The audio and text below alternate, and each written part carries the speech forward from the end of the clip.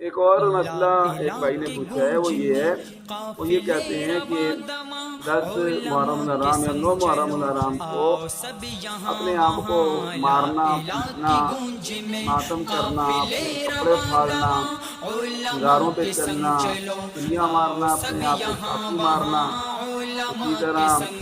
اور طرح طرح کے جو طریقے ہیں ماتم کرنے کے، ان کی کیا حیثیت ہے؟ تو اس کا جواب قرآن و سنت کی روشنی میں یہ ہے کہ کوئی بھی غم ہو، فوتگی ہو، فوتگی پر 3 دن تک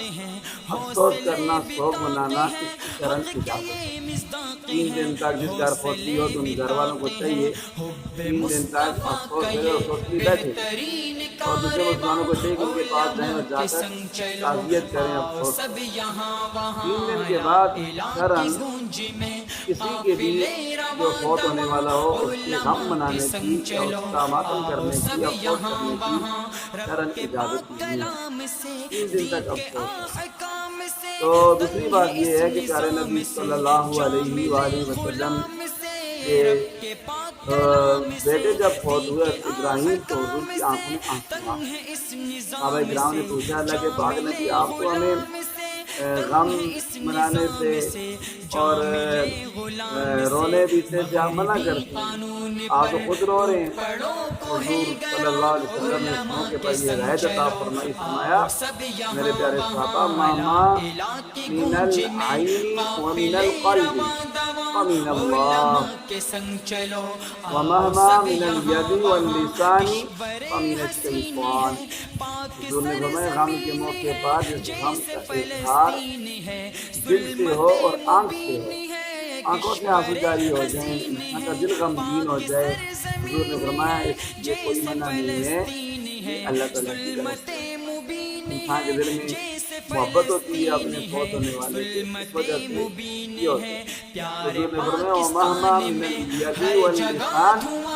وَمِنَ الشَّيْطَانِ، جس غم کا اظہار ہاتھ سے کیا جائے کہ ہاتھ میں مارا جائے، اپنے آپ کو مارا جائے، یا زبان سے اونچی سی آواز سے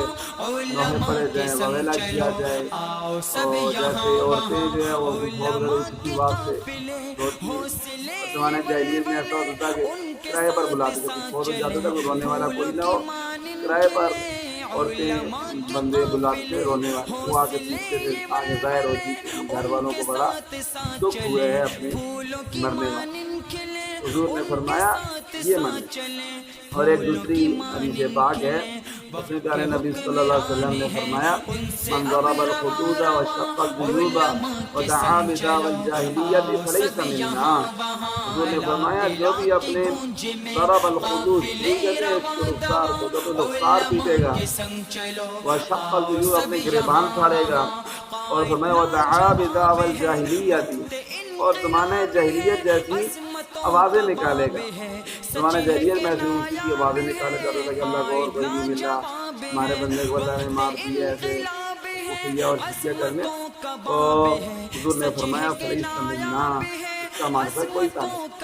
نہیں، ہمارے ساتھ کوئی تعلق نہیں ہے جو ایسے کام کرے گا۔ اور ایک حدیث پاک یہ بھی ہے حضور نے نوحہ کرنے والی اور نوحہ سننے والی پر لعنت فرمائی، جو نوحہ کرے تو نوحہ سنے اس پر اللہ کے پاک نبی نے لعنت فرمائی۔ تو یہ ان حدیث پاک سے یہ معلوم ہوتا ہے کہ دکھ کے موقع پر اپنے گریبان پھاڑنا، اپنے آپ کو مارنا، یہ شرم درست نہیں، یہ جان ہماری نہیں ہے، یہ اللہ تعالیٰ کی امانت ہے ہمارے پاس، اس لیے اسلام میں خودکشی حرام ہے۔ بندہ اپنے آپ کو مار نہیں سکتا، پاگل بندہ اپنے آپ کو مارے تو یہ بات سمجھ آتی ہے، عقل والا بندہ اپنے آپ کو مارے تو یہ کہا جائے گا پاگل تو نہیں ہو گیا کہ یہ اللہ تعالیٰ کی امانت ہے، ہم اس میں اپنی مرضی سے تصرف نہیں کر سکتے، اس کو خراب نہیں کر سکتے، اس کو نقصان نہیں پہنچا سکتے، ٹھیک ہے جی۔ تو اس لیے اللہ کی امانت ہے، تو ہم اللہ کی امانت میں اس کو خیانت نہیں کر سکتے۔ ہاں بعض لوگ یہ کہتے ہیں کہ دیکھو جی آپ کہتے ہو یہ درست نہیں ہے، ایک روایت میں آتا ہے کہ جب حضرت حمزہ شہید ہوئے تھے تو حضور روئے تھے بکان شدیدہ، تو رونا تو منع نہیں ہے کہ کوئی فوتگی ہو جائے، میں جیسے پہلے میں بتایا ہے آپ کو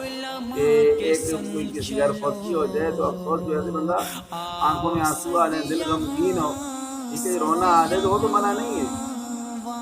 اور ایک بات یہ کہتے ہیں کہ جی حضرت ابراہیم علیہ السلام کو جب بیٹی خوشخبری دی گئی تو ان کی بیوی نے فسکت وجہہا، اپنے چہرے پر ایسے ہاتھ مارا کہ ہائے میرا بچہ کیسے ہوگا، میں تو بوڑھی ہوں، میرے شوہر بھی بوڑھے ہیں۔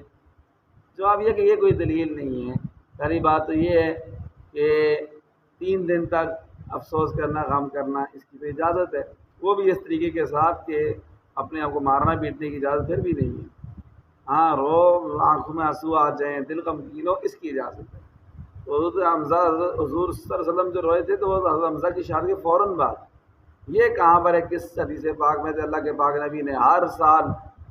جب وہ دن آتا حضرت حمزہ کی شہادت کا تو حضور نے غم منایا، یہ کہیں بھی نہیں۔ پھر دوسری بات یہ ہے کہ جو حضرت ابراہیم علیہ السلام کی بیوی نے ایسے ہاتھ مارا تھا، وہ کوئی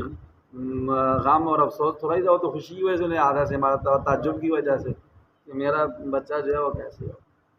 یہ ایسے کیا کہتے ہیں اس کو، ایسی دلیلیں جن کی کوئی بنیاد نہیں ہے۔